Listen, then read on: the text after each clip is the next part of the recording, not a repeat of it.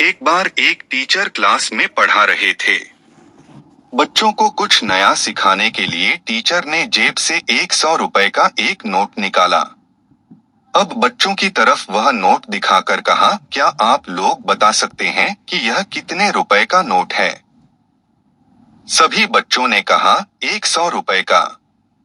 Teacher, इस note को कौन कौन लेना चाहेगा? सभी बच्चों ने हाथ खड़ा कर दिया। अब उस टीचर ने उस नोट को मुट्ठी में बंद करके बुरी तरह मसला, जिससे वह नोट बुरी तरह कुचल सा गया।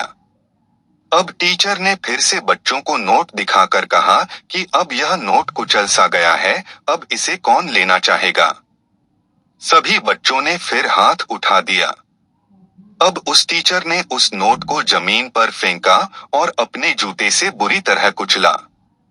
फिर टीचर ने नोट उठाकर फिर से बच्चों को दिखाया और पूछा कि अब इसे कौन लेना चाहेगा?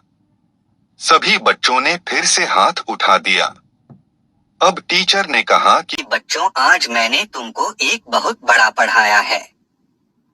ये 100 रुपए का नोट था। जब मैंने इसे हाथ से कुचला तो ये नोट कुचल गया, लेकिन इसकी कीमत 100 रुपए ही रही। इसके बाद जब मैंने इसे जूते से मसला तो ये नोट गंदा हो गया, लेकिन फिर भी इसकी कीमत 100 रुपए ही रही।